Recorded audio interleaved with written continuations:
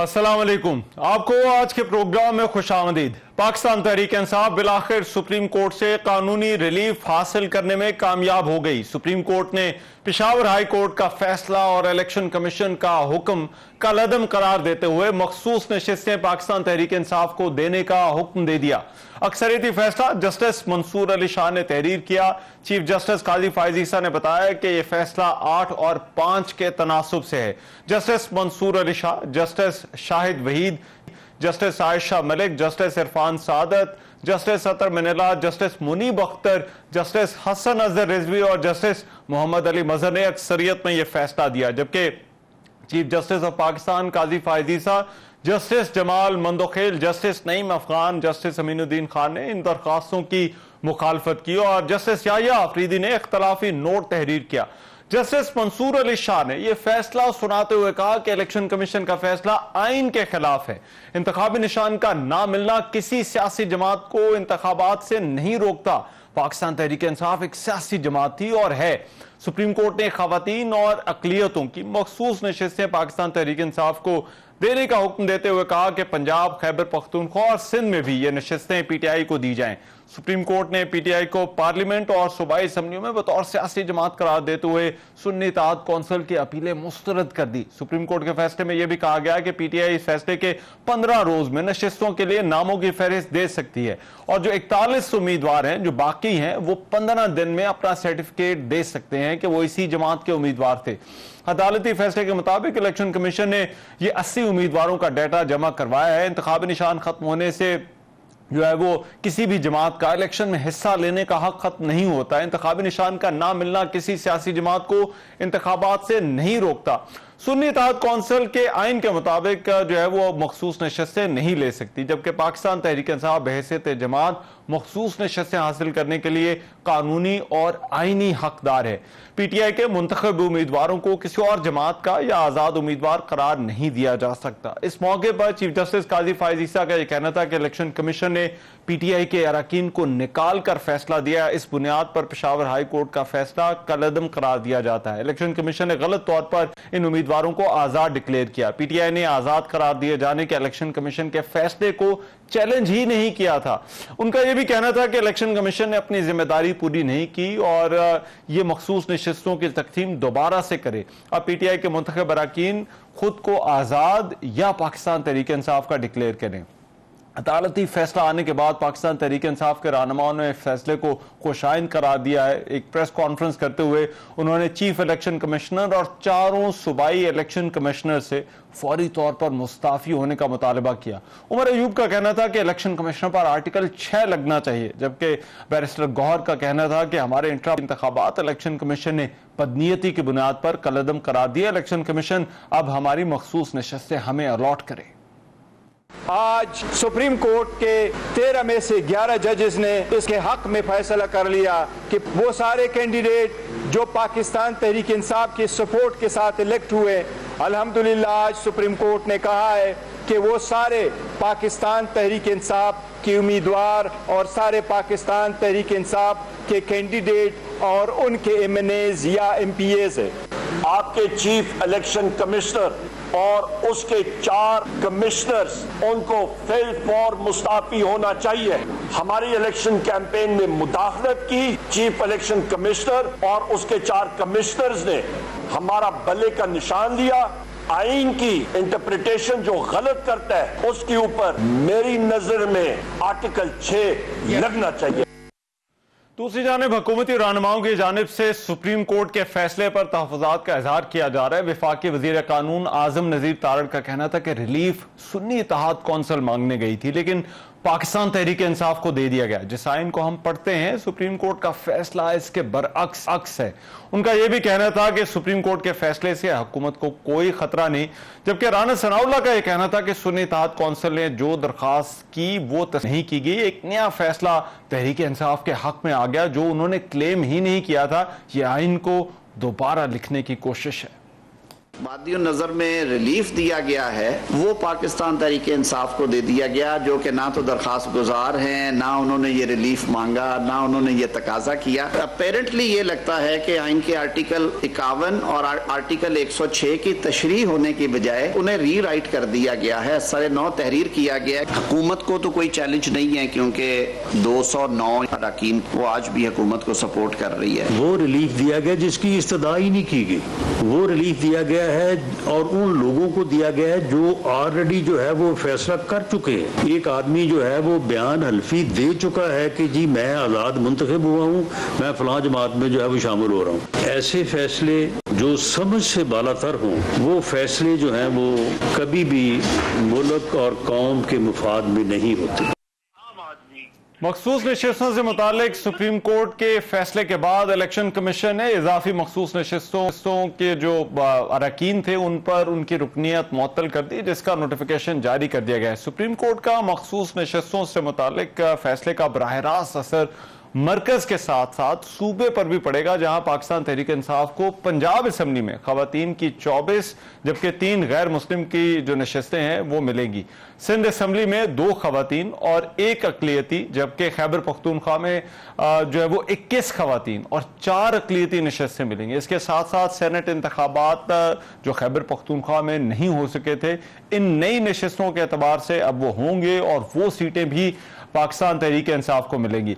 एक और सवाल इसके साथ साथ जो कि क्वेश्चन मार्क है, वो सेनेट में पंजाब और दीगर सूबों के जो सेनेट के इंतखाबात थे उनके हवाले से है।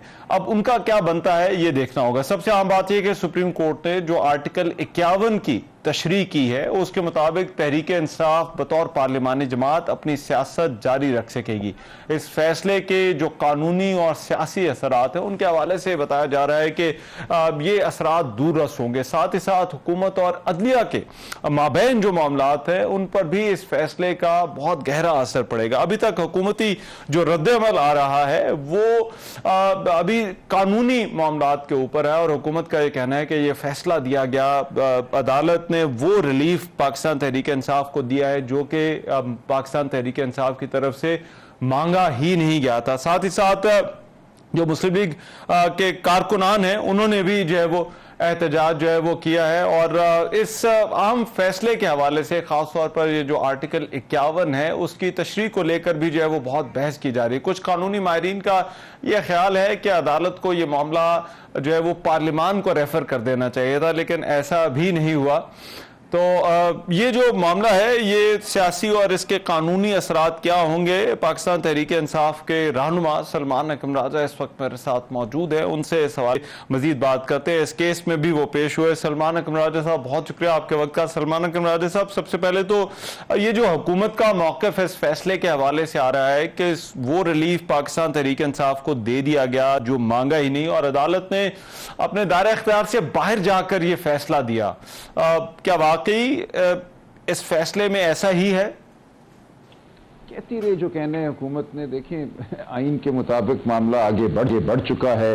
एक फुल कोर्ट का फैसला सामने आ गया है। 8 जज साहिबान जमा 1 या अफरीदी साहब, ये 9 हो गए। अब इसके बाद कोई गुंजाइश रह नहीं जाती, अब आगे कोई अपील नहीं है इसमें, लिहाजा उनको अब इस फैसले को मानकर इस पे दिलजमई से अमल करना चाहिए। देखिए, सुप्रीम कोर्ट कभी भी पाबंद नहीं होती।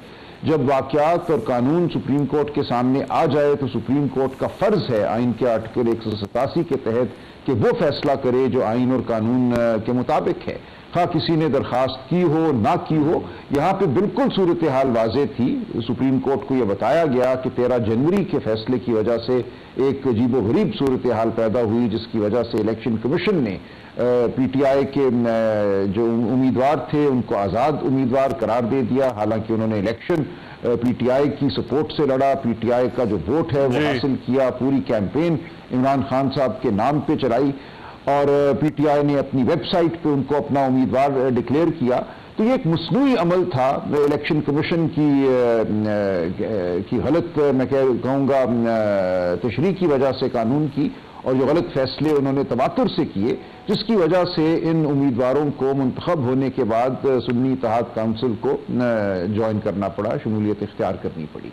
तो सुप्रीम कोर्ट ने हकीकत का इदराक किया है। उन्होंने कहा ये तमाम जो एक उलझन पैदा हो गई थी 13 जनवरी के बाद, उस उलझन का नुकसान पाकिस्तान की आवाम को नहीं होना चाहिए। उनकी आवाज़ बहरहाल बड़ी वजाहत से सामने आ गई है। उन्होंने पीटीआई को वोट डाला है। पाकिस्तान की सबसे बड़ी सियासी जमात पीटीआई है, उसका वजूद मौजूद है, उसको ख़त्म नहीं किया जा सकता। सुप्रीम कोर्ट ने उस वजूद को तस्लीम किया है और कहा है कि इनके जो अराकीन हैं, और दो उन्होंने पैरों में वजाहत कर दी, 39 लोग तो सरे दस्त उन्होंने कहा कि इनको पीटीआई का एमएनए तस्वुर किया जाए, लिहाजा पीटीआई अब एक पार्लिमानी पार्टी बन गई है। और बाकी 41 के बारे में उन्होंने ये वक्त दिया, उन्होंने ये कहा कि इस वक्त में अगर पार्टी कॉन्फर्मेशन दे देती है, इस बात का इकरार कर लेती है कि उसके कैंडिडेट थे, तो उनको भी पीटीआई का रुकन समझा जाएगा पार्लियामान में, और इसी तनासुब से उनको जो रिजर्व सीट्स हैं वो दी जाएंगी। लिहाजा रिजर्व सीट्स का मामला मैं समझता हूँ अब बड़ी खुशउस्लूबी से तय हो गया, जमहूरियत की रूह के मुताबिक, आइन की मंशा के मुताबिक।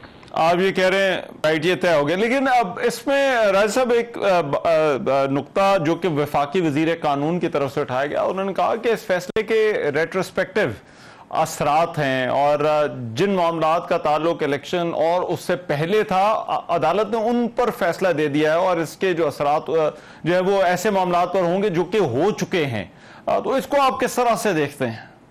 नहीं, बिल्कुल ठीक किया ना, तो बिल्कुल ठीक किया। सुप्रीम कोर्ट को इख्तियार हासिल है कि जहां से गलती शुरू हुई थी, ये गलती शुरू हुई इलेक्शन कमीशन के पीटीआई के उम्मीदवारों को आजाद करार देने से। उसके बाद इन उम्मीदवारों को फिर ये करना पड़ा कि वो सुन्नी इत्तेहाद काउंसिल में जाएं या कुछ और करें, तो उन्होंने उस तमाम अमल को रद्द किया है। उन्होंने कहा कि इलेक्शन कमीशन की जो गलती है उसकी वजह से पाकिस्तान के अवाम को, पाकिस्तान की पार्लियामान को नुकसान नहीं पहुंचने दिया जाएगा। तो बिल्कुल ये दुरुस्त किया है सुप्रीम कोर्ट ने। कोई सुप्रीम कोर्ट पे कदगन नहीं है कि जो हालात होने चाहिए थे उन हालात के मुताबिक फैसला भी किया है, और उन हालात की एक तरह से मैं कहूँगा उनकी तायीद की है कि असल आईनी और कानूनी सूरत हाल हमेशा से यही होनी चाहिए थी। इनको तमाम उम्मीदवारों को पीटीआई के उम्मीदवार के तौर पर ही इलेक्शन लड़ना चाहिए था। राइट। राजा साहब, जो वफाकी वजीर कानून ने अदालती दायरा इख्तियार के हवाले से बात की है, और उन्होंने कहा कि अगर इसको 187 के भी तनाजुर में देखा जाए तो वहां पर भी अदालत के पास बहुत लिमिटेशंस हैं और महदूद दायरा इख्तियार है अदालत का। तो क्या वाकई इसको जो फैसला आया है इसको 187 आर्टिकल के तनाजुर में देखा जा सकता है? ये बिल्कुल है। देखिए, अब मैं वजीर कानून साहब को, हमारे दोस्त हैं, उनको कानून पे मैं लेक्चर तो नहीं दूंगा ना। अब हो गया, सुप्रीम कोर्ट के 8 जज साहिबान ने एक फैसला दे दिया। वो शायद कानून को उतना ही समझते हैं या शायद ज्यादा समझते हों जितना वजीर कानून साहब समझते हैं। तो अब उनको तसल्ली करनी चाहिए। फैसला हो गया, दिल की भड़ास एक आध दिन वो निकालेंगे, लेकिन उसके बाद ये बात आगे बढ़ेगी इस फैसले के मुताबिक। उनका जो भी आज रद्द अमल हो, उनकी पार्टी की जरूरत होगी, उन्होंने कहीं किसी को बताना होगा ये क्या हुआ, तो कोई बात नहीं, वो अपनी भड़ास निकाल लें। इसमें इस भड़ास निकालने की कोई वक्त नहीं है। अच्छा, और इसमें सेनेट इलेक्शंस हैं, क्या जिन सूबों में सेनेट इलेक्शंस हो चुके हैं, क्या आपको लगता है कि इस फैसले का असर उन सूबों के सेनेट इलेक्शन पर भी हो सकता है? देखिए, जहां इलेक्शन नहीं हुआ वहां तो बिल्कुल इसका असर होगा, लेकिन जहां इलेक्शन हो गया वो काबिल बहस है बात कि क्या ये वापस जाके दोबारा अब इलेक्शन कराना पड़ेगा। मेरी नज़र में इस फैसले में ही है कि ये गालिबन 5 मई से काबिल अमल होगा। सो 5 मई से पहले जो वाक़यात हो गए, एक बहस की जा सकती है कि उन मामलात को एक तरह से प्रोटेक्शन दे दी गई, उन मामलात को हिफाजत हासिल है, लेकिन उसके बाद के तमाम मामलात जो हैं वो अब इस फैसले के मुताबिक चलेंगे। लेकिन अभी हमें थोड़ा सा इंतजार शायद करना चाहिए डिटेल्ड फैसले का, और उससे बात मैं समझता हूँ मजीद वाज़ेह होगी।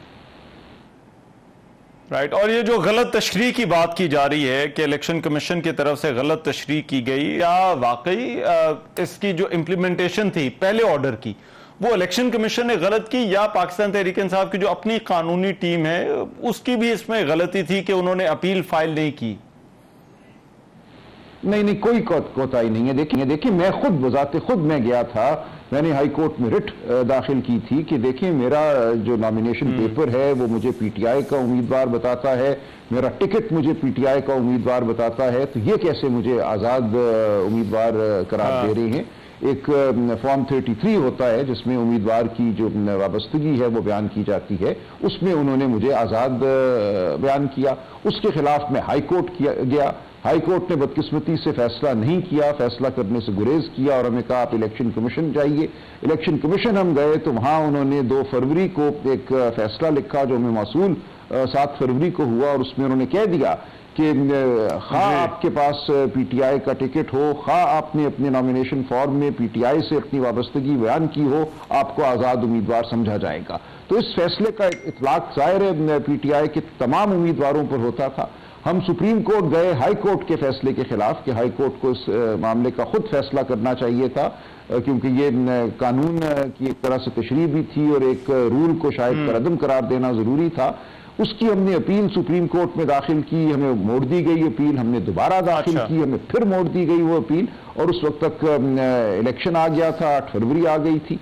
अब कहा जाता है कि आपने चेंबर अपील क्यों नहीं दाखिल की। हम कितनी दफा सुप्रीम कोर्ट जाते, सुप्रीम कोर्ट का अपना एक निजाम है, उस निजाम के तहत सुप्रीम कोर्ट को देखभाल के अपीलों को वापस करना चाहिए।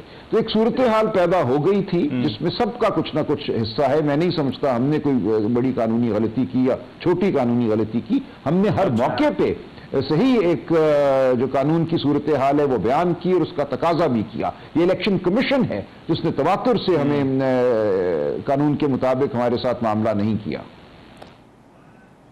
राइट, इसमें राज साहब अब क्योंकि बतौर पार्लिमानी जमात तो तहरीक इंसाफ को तस्लीम कर लिया गया, तो मामला जहां से शुरू हुआ था वो बल्ले के निशान और इंट्रा पार्टी इलेक्शन का, क्या आपको लगता है इस हैसियत को तस्लीम किया जाना उस पर भी फर्क पड़ सकता है, उन दोनों इश्यूज पर भी असरअंदाज हो सकता है?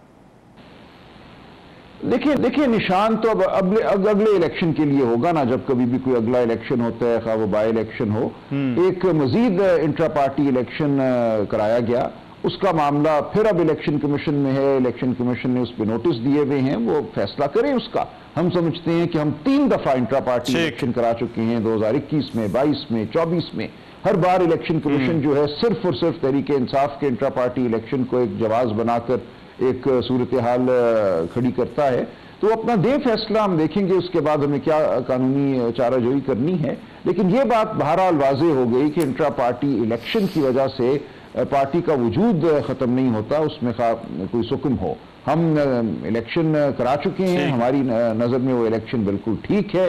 उसके बाद हमें अब सर्टिफिकेट मिलना चाहिए कि हमारा इंट्रा पार्टी इलेक्शन हो चुका, और आइंदा के लिए जो हमारा इंतखाबी निशान है वो हमें मिलना चाहिए। ठीक है, राइट, बहुत शुक्रिया। राजा साहब हमारे साथ मौजूद थे और बात कर रहे थे आज सुप्रीम कोर्ट का जो फैसला आया है, तहरीक इंसाफ की कानूनी पोजीशन जो है वो इस फैसले के बाद क्या है। प्रोग्राम में अभी एक ब्रेक शामिल करते हैं, वापस आते हैं इस ब्रेक के बाद।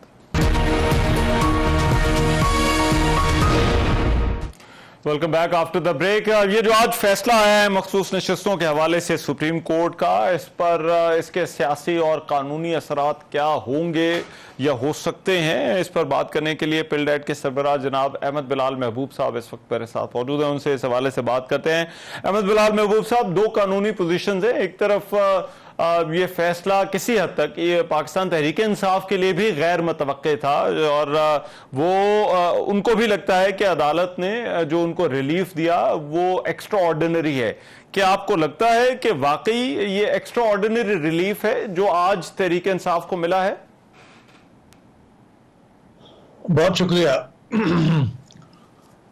देखिए, मैं इसको बहुत एक्स्ट्रा ऑर्डिनरी रिलीफ तो नहीं कहता, लेकिन रिलीफ जरूर है। हमें सुप्रीम कोर्ट के अंदर जब कार्रवाई जारी थी तो उसमें नजर आ रहा था कि इसमें आइन और कानून की तशरीह करनी पड़ेगी, और तशरीह कुछ जज ये चाह रहे थे कि वो लिटरल तशरीह हो, बिल्कुल अल्फाज के ऊपर अमल किया जाए, और कुछ जज अल्फाज की बजाय वो चाह रहे थे कि इसकी रूह और इसके मकसद के बुनियाद पे इंटरप्रिटेशन की जाए, वसी तर यानी एक ब्रॉड कॉन्टेक्स्ट में तशरीह की जाए। तो मेरे ख्याल में जो जज ब्रॉड तशरीह करना चाहते थे वो ज्यादा थे, उनके मौकफ को ज्यादा तायद हासिल हुई है। मौकफ दोनों गलत नहीं है।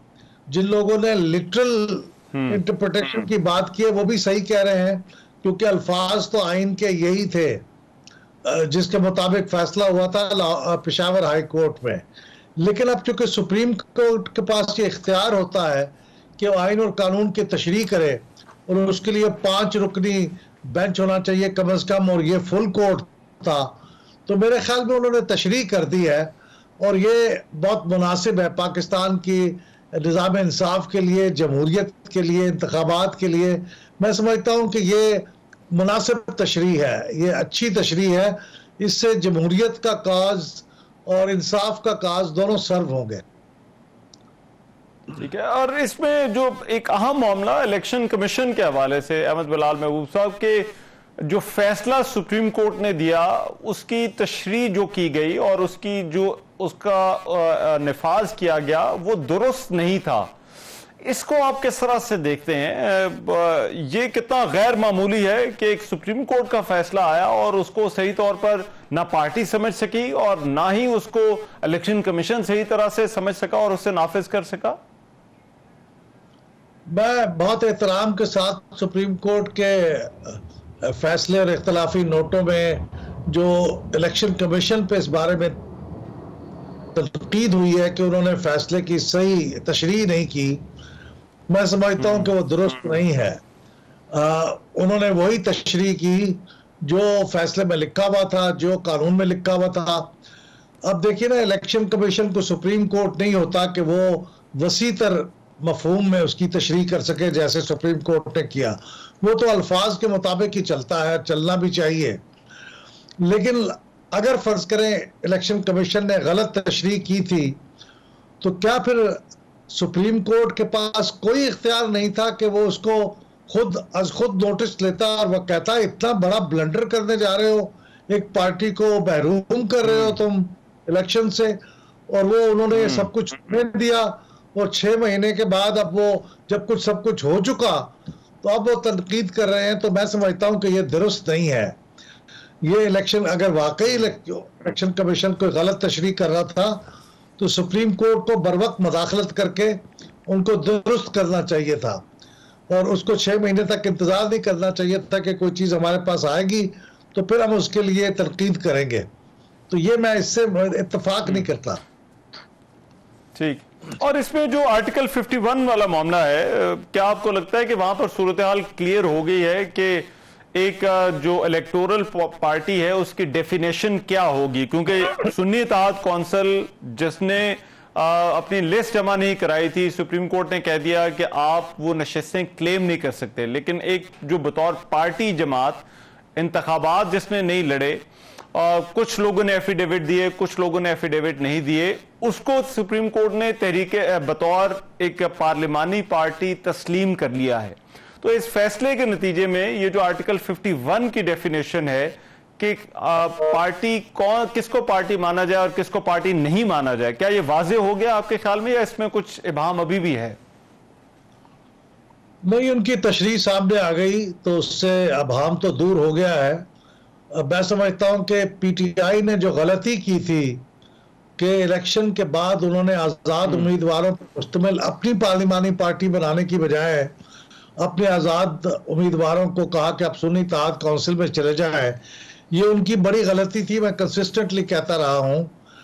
तो उसको उनके बिहाफ पे सुप्रीम कोर्ट के इस 8 रुकनी यानी जो बेंच की मेजॉरिटी है उसने उनकी गलती को दुरुस्त कर दिया है। हकीकत तो ये पीटीआई को कर लेना चाहिए था, लेकिन वो इधर उधर जाते रहे, पहले मजलिस वहदत मुस्लिमून में, फिर सुन्नी इत्तेहाद काउंसिल में। तो मेरे ख्याल में चूंकि उनके मेंबर्स ने दर हकीकत पीटीआई के लोग ही थे, क्योंकि उनके नाम पीटीआई के उम्मीदवार के तौर पे पीटीआई की वेबसाइट पे भी मौजूद थे, बहुत सी शहादतें थी। कुछ लोगों ने अपने नाम के एफिडेविट दे रखे थे, कुछ ने नहीं दिए थे। तो ये बात हकीकतन तो दुरुस्त है कि वो पीटीआई के लोग थे, और पीटीआई ने ये गलती भी नहीं की थी कि उन्होंने उम्मीदवारों की प्रेफरेंशियल लिस्ट ना दी हो। वो प्रायोरिटी लिस्ट भी दे रखी थी जो इलेक्शन कमीशन ने एक्सेप्ट नहीं की। तो इसलिए मेरे ख्याल में पीटीआई को इसने देने का फैसला, मैं तो इससे बहुत खुश हूं, यह दुरुस्त फैसला है। अच्छा, और ये जो नुक्ता है कि इस फैसले के रेट्रोस्पेक्टिव असरात हैं और ये मामला जो है वो रिलीफ का जो है वो इलेक्शन से पहले जो है वो चला जाता है, इस कानूनी पोजीशन को आप किस तरह से देखते हैं? क्या वाकई ये रेट्रोस्पेक्टिव असरात हैं इस फैसले के? नहीं, रेट्रोस्पेक्टिव तो नहीं है, उन्होंने एक कट ऑफ डेट दे दी है, मई की एक डेट है गालबन, उसके बाद ये फैसला लगा। तो उसका मतलब यह है कि वो जो जिन इलेक्शंस में उन लोगों ने हिस्सा ले लिया हो या ना लिया हो, जो इस फैसले से मुतासर होते हैं, तो उसकी वजह से वो जो इलेक्शंस हैं वो किसी तौर पे मुतासर नहीं होंगे। तो मेरा ख्याल है रेट्रोस्पेक्टिव कोई इसके असरात नहीं होंगे, लेकिन फ्यूचर में बहरहाल इसके असरात होंगे। राइट, ठीक है, बहुत शुक्रिया। अहमद बिलाल महबूब साहब हमारे साथ पहुंचे थे और आज के फैसले के हवाले से बात कर रहे थे। एक ब्रेक शामिल करते हैं, वापस आते हैं इस ब्रेक के बाद।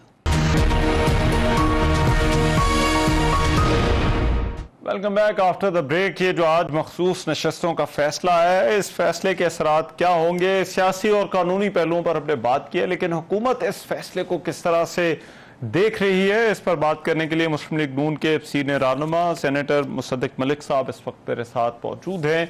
बहुत शुक्रिया मुसद्दिक मलिक साहब आपके वक्त का। मुसद्दिक मलिक साहब, क्या वाकई हुकूमत के लिए गैर मुतवक्के था फैसला, क्योंकि हुकूमत बड़ी कॉन्फिडेंट नजर आ रही थी ये मखसूस नशस्तों वाले मामले को लेकर?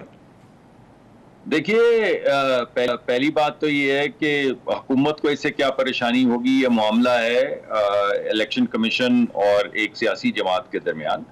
लेकिन अजीब सी बात नहीं लगती आपको कि पहले जो अदालतें जो हैं कहती हैं निशान छीनने को, निशान रोकने को, वही कहती हैं निशान देने को, वही कहती हैं इलेक्शन में सीटें दे दो, वही कहती हैं इलेक्शन में सीटें रोक लो। ये आपको कुछ इतना परेशानी नहीं होती कि पहले वाले फैसले गलत थे, पहले फैसले करते हैं, फिर कहते हैं उसकी इंटरप्रिटेशन ठीक नहीं है, तो उसकी क्या इंटरप्रिटेशन की जाए जो पहले फैसले किए गए थे। इस वजह से मैं तो परेशान हूं, कुछ समझ नहीं आ रही कि फैसला क्या देना चाहते हैं, ये फैसला बार बार बदलना चाहते हैं। यानी पहले अब हालात और थे और कानून और था, अब हालात और हो गए हैं और कानून और हो गया है। मुझे, क्योंकि मैं सारा दिन काम कर रहा था, मीटिंग्स में था, मैंने वो फैसले की तफसील नहीं पढ़ी, तो कानूनी पहलुओं के ऊपर तो मैं कोई उसका इस वक्त नहीं आपको तज्जिया दे सकूंगा। अगर आप कुछ वक्त दें तो मैं कल आपको जरूर बता सकता हूँ। लेकिन ये मुझे बड़ी हैरत होती है कि यानी इतना अरसा गुजर जाए, हमें पता न चले निशान मिलना चाहिए, नहीं मिलना चाहिए था, या मिलना चाहिए था, या सीटें मिलनी चाहिए थी या नहीं मिलनी चाहिए थी, या निशान नहीं मिलना चाहिए था लेकिन सीटें मिलनी चाहिए थी, या निशान भी नहीं मिलना चाहिए था, सीटें मिलनी, प्रॉब्लम ये है निशान भी मिलना चाहिए था, सीटें भी मिलनी चाहिए थी।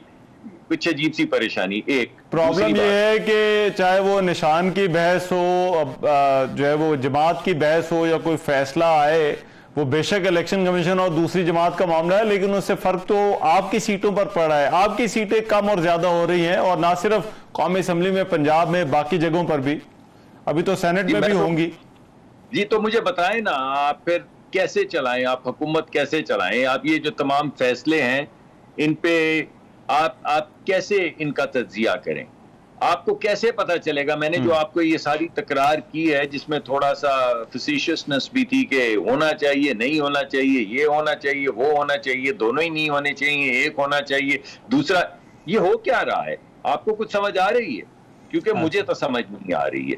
यानी आपको क्या समझ आ रही है सर? आपको क्या लगता है क्या हो रहा है? ये क्यों हुकूमत के लिए प्रॉब्लम्स आ रही हैं? देखिए, मुझे तो जो बज़ाहिर नजर आ रहा है वो ये है कि पहले कहा गया कि इन्होंने इलेक्शन नहीं करवाए तो निशान नहीं होना चाहिए, निशान नहीं होना चाहिए, तो वो तमाम लोग इंडिपेंडेंट्स के तौर पे आ गए, इलेक्शन भी हुआ। उस इलेक्शन के अंदर किसी ने ये भी नहीं कहा कि हम इलेक्शन नहीं लड़ेंगे। सुप्रीम कोर्ट के अंदर जो वो रिव्यू दायर कर सकते थे, रिव्यू भी दायर नहीं किया कि नहीं, हम ऐसे नहीं इलेक्शन लड़ना चाहते। इलेक्शन हो गए, इलेक्शन के अंदर आजाद उम्मीदवारान जो अदालतों के हुक्म के इलेक्शन कमीशन की नोटिफिकेशन के मुताबिक आबार थे वो हाउस में आ गए। जब वो हाउस के अंदर आजाद आ गए तो उन्होंने एक सियासी जमात को ज्वाइन कर लिया, यानी बाकायदा ज्वाइन कर लिया उन्होंने। तो चलिए, अब ये हुआ कि वो तमाम आजाद उम्मीदवार जिनने शायर नहीं किया, ना उनकी पार्टी ने किया, वो आ गए, उन्होंने आके एक और सुन्नी इत्तेहाद या इस तरह के नाम की पार्टी ज्वाइन कर ली। अब उस पार्टी ने अपनी इलेक्शन की नशिस्तों की लिस्ट नहीं जमा करवाई हुई थी, इस वजह से वो एलिजिबल नहीं थी। अब आप ये बताइए कि आप हर चीज को अनडू करेंगे? आप क्या कह रहे हैं? मुझे बगैर फैसला पढ़े मैं सुनने में आ रहा है उस पे आपको तबसरा कर रहा हूँ, और माजरत चाहता हूं कि मैंने अभी वो ना फैसला पढ़ा है ना किसी माहिर से बात की है, कानूनी माहिर से, लेकिन वो कह ये रहे हैं कि आपने सुन्नी इत्तेहाद ज्वाइन की या नहीं की, सुन्नी इत्तेहाद ने सीटों की लिस्ट जमा अपनी करवाई या नहीं करवाई। और अगर दोनों बातों का जवाब है कि हाँ हमने ज्वाइन की और उन्होंने नहीं करवाई, लेकिन क्योंकि नहीं करवाई तो अब हम ऐसा हमारे गुमान में आया कि ये असल में सुन्नी इत्तेहाद नहीं पीटीआई है, और इस वजह से वो तमाम सीटें आप किसको मिलनी चाहिए? सुन्नी इत्तेहाद को मिलनी चाहिए जिसे नहीं मिल सकती लिस्ट ना जमा करवाने पे, या पीटीआई को मिलनी चाहिए जो ज्वाइन कर चुकी है फॉर्मली सुन्नी इत्तेहाद को और उसने पीटीआई के तौर पे इलेक्शन भी नहीं लड़ा। अच्छा। तो मैं इसको बताइए, आप भले से मुझे बताएं कि इसको कैसे इंटरप्रेट करना चाहिए। अच्छा, राइट। चले, मैं वो तकनीकी सवाल आपसे नहीं पूछते, आपने खुद ही कह दिया कि फैसला आपने अभी नहीं देखा, लेकिन सियासी तो मैं जरूर पूछ सकता हूँ। मैंने जो तो मुझे बताइए क्या इन हालात, जी जो मैं तबसरा कर रहा हूँ, मुझे ये बताइए, इन हालात में हुकूमत चलाना मुश्किल हो रहा है इन फैसलों की वजह से? मेरे ख्याल में जी ऐसा कोई मसला नहीं है। हुकूमत अभी भी हमारी मेजॉरिटी में है तो हम अपना काम करते रहेंगे। हम पहले भी दावत दे रहे थे ऑपोजिशन को कि वो आके बैठे। ऑपोजिशन का इनफैक्ट अगर आपको याद हो तो पहली दावत ये थी कि आप ऑपोजिशन छोड़ें, आपका अगर दावा है कि आप मेजॉरिटी में है तो आए और हुकूमत बनाएं और चलाएं। आपने वो भी नहीं किया। आपको पीपल्स पार्टी ने कहा कि आइए हम आपको सपोर्ट किए देते हैं, आपने वो भी नहीं किया।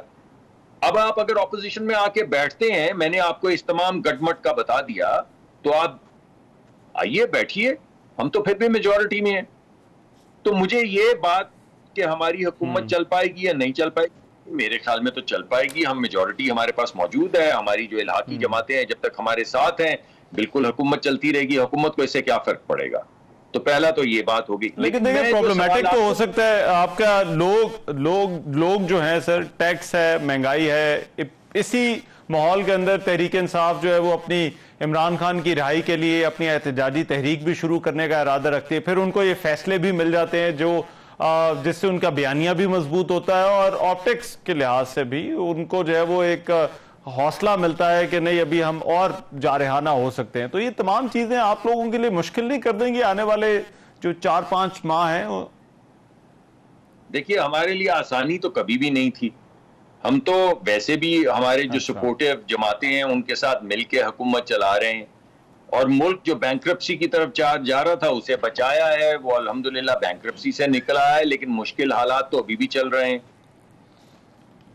इस वजह से हमारे लिए कोई आसान हालात तो है नहीं। और जो बार बार हम कहते हैं कि हमने रियासत पे अपनी सियासत कुर्बान की, वो इसी वजह से की कि मुल्क को कि ना हम हुकूमत बनाते, ना पीटीआई हुकूमत बनाती, ना पीपल्स पार्टी, यानी कोई भी हुकूमत ना बनाता, तो ये तो एक कॉन्स्टिट्यूशनल क्राइसिस पैदा हो जाता। तो चलिए, हुकूमत बनी है, मुश्किल हालात में बनी है, हमने बड़ी कोशिश की है, भरपूर कोशिश की है कि मुल्क को तबाही से बचाएं। हमारा ख्याल है कि तबाही से मुल्क बच चुका है, बैंक्रप्सी का खतरा टल चुका है। अब हम इस्तेहकाम के बाद आहिस्ता आहिस्ता तरक्की की तरफ जा रहे हैं और उससे उस अमल में एक मुश्किल वक्त से गुजर रहे हैं। अब ऑपोजिशन कम शोर डाले तब भी मुश्किल वक्त है, ऑपोजिशन ज्यादा शोर डाले तब भी मुश्किल वक्त है। जो सख्त फैसले हमें करने हैं वो तो हमने कर लिए हैं। सिचुएशन ये हो गई है जी कि फरवरी में इलेक्शन होते हैं और उसके बाद जुलाई में अब पाकिस्तान तहरीक इंसाफ जो है वो एक अक्सरियती जमात है, जिनके पास हुकूमत नहीं है, वो अपोजिशन में है। आपकी और पीपल्स पार्टी और आपके जो बाकी इत्तेहादी हैं वो मिलकर हुकूमत बनाते हैं, but majority party, if I am not wrong, वो भी पाकिस्तान तहरीक इंसाफ हो जाएगी मखसूस नशिस्त से मिलने के बाद। सो पार्लियामान में तो करने के बहुत सारे काम होते हैं, कानून साजी होती है, दीगर मामलात होते हैं। So this is going to be very problematic हुकूमत के लिए। नहीं। अगर इत्तेहादी जमातें 4.5 साल तो रहते हैं भाई, अगर इत्तेहादी जमातें हमारे साथ हैं, जिस तरह हमने मुश्किल फैसले किए हैं बजट में, तो अगर वैसे भी इत्तेहादी जमातें सारी छोड़ जाएं तो हमारे फैसले तो आगे नहीं बढ़ सकते।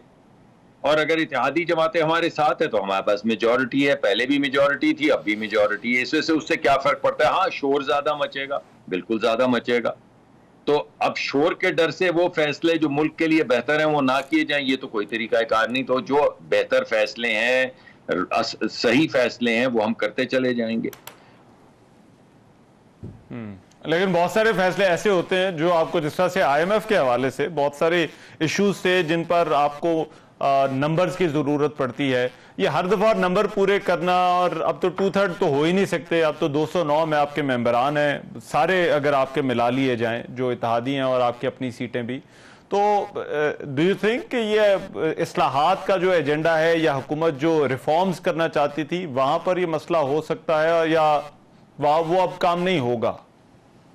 देखिए, इससे पहले तो बहुत बड़ा जो PDM का इत्तेहाद था, बहुत सी जमातें शामिल थीं, तो तमाम जमातों को लेकर साथ चले ना, और उस दौरान में भी मुश्किल फैसले किए। उस वक्त भी ये सारी बातें आप कह सकते थे।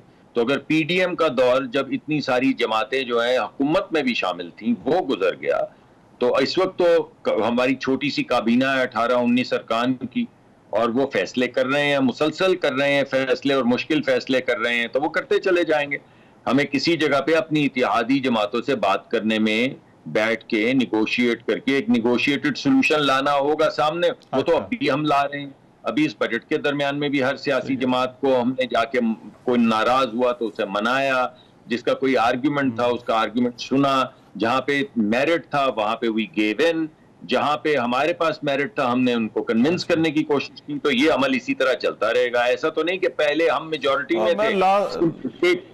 जी नहीं सर, वो देखिए लास्टली में यही कि फोकस तो नहीं आपका हटेगा, क्योंकि हुकूमत जब आती है, हुकूमत कहती है कि हम रिफॉर्म्स लेकर आएंगे, हम चीज़ों को ठीक करेंगे, स्ट्रक्चरल रिफॉर्म्स की बातें होती हैं, तो ये ना हो कि वो दोबारा वो 16 महीने वाली उसी हुकूमत में हम फिर से जो है वो चले जाए, जहां पर सिवाय फायर फाइटिंग के और कोई काम नहीं था हो रहा।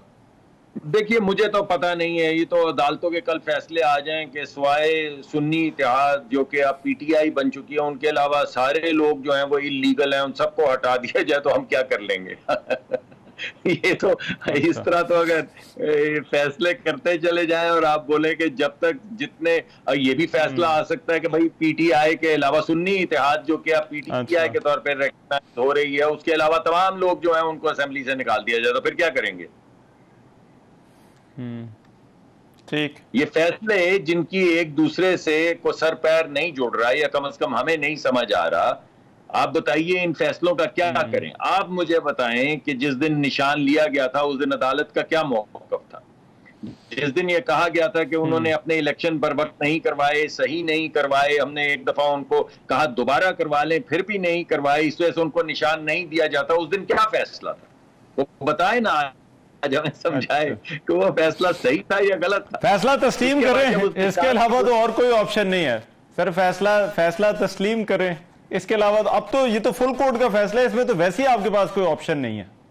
जी देखते हैं, मेरे ख्याल में अभी तो कोई ऐसी बात रिव्यू की नहीं हुई, लेकिन सुबह से ये टिकस विकस में मैं देख रहा हूं, मैं तो अभी भी दफ्तर में ही बैठा हुआ हूं, तो मैं पूरा भरपूर इसका जायजा नहीं ले सका, लेकिन कुछ टिकस विकस में मैंने देखा कि मुशावरत की जाएगी, देखा जाएगा इसका रिव्यू करना है या फाइल करना है या नहीं करना, किस बुनियाद पे करना है, वरना बस चलता रहेगा। ठीक है, उसके बाद कोई और फैसला आ जाएगा तो कुछ और हो जाएगा, उसके बाद कोई और फैसला आ जाएगा तो कुछ और हो जाएगा। हो सकता है हर जुम्मे के जुम्मे कुछ और होता रहे, हो सकता है हर महीने के बाद हो सकता है 4-4 महीने बाद हो। तो अगर फैसले बदलते रहेंगे और कुछ के कुछ फैसले आते रहेंगे तो कुछ का कुछ होता रहेगा। ठीक है, बहुत शुक्रिया डॉक्टर मुसद्दिक मलिक साहब हमारे साथ मौजूद थे, वफाकी वजीर मुस्लिम लीग नून के रहनुमा बात कर रहे थे। प्रोग्राम में भी एक ब्रेक शामिल करते हैं, वापस आते हैं इस ब्रेक के बाद।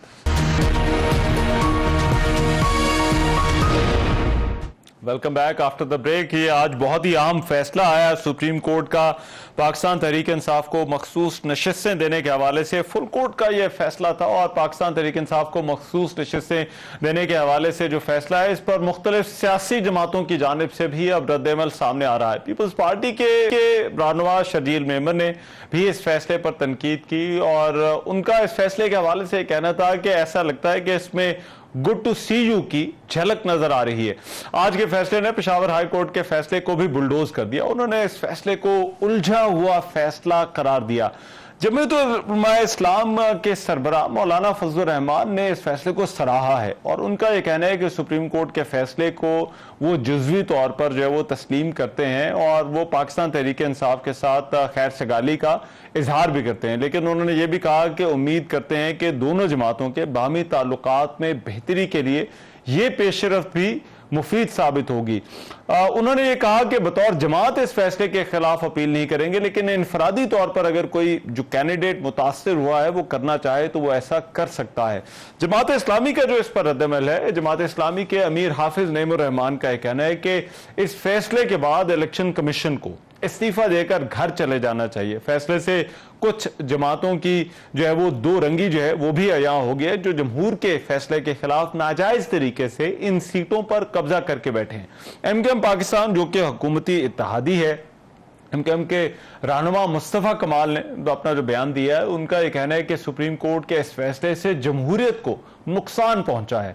पिछले दिनों जो बनने वाली एक नई जमात है अवाम पाकिस्तान पार्टी, उन्होंने भी आज इस फैसले के ऊपर अपना रद्द-ए-अमल दिया है और उन्होंने एक एलामिया जारी किया है और कहा है कि यह फैसला जमहूरी असूलों की फतह है और यह हमारे आइन की रूह को बरकरार रखता है। अवामी नेशनल पार्टी जो है वहाँ के मरकजी तर्जुमान इंजीनियर एहसानुल्लाह खान का यह कहना है कि मखसूस नशिस्तों के बारे में सुप्रीम कोर्ट के फैसले का एहतराम करते हैं, अलबत्ता 8 फरवरी के इंतखाबात की शफाफियत पर हमारे तहफ़्फ़ुज़ात आज भी बरकरार हैं। ये फैसला बहुत ही अहम फैसला है क्योंकि ये ना सिर्फ एक कानूनी मामला है जिस पर आज सुप्रीम कोर्ट के फुल कोर्ट ने फैसला दिया, जहां पर आर्टिकल 51 की तशरीह का इशू था इंतखाबात के हवाले से और इंतखाबी जमात की एक हैसियत के हवाले से कि जब वो पार्लियामान में जाएगी उसके क्या असरात होंगे। लेकिन इसके साथ साथ आने वाले दिनों में जो कानूनी मामलात होंगे उन पर भी इस फैसले के गहरे असरात पड़ेंगे और ना सिर्फ उन कानूनी मामलात पर बल्कि सियासी मामलात में भी अब ऐसा लगता है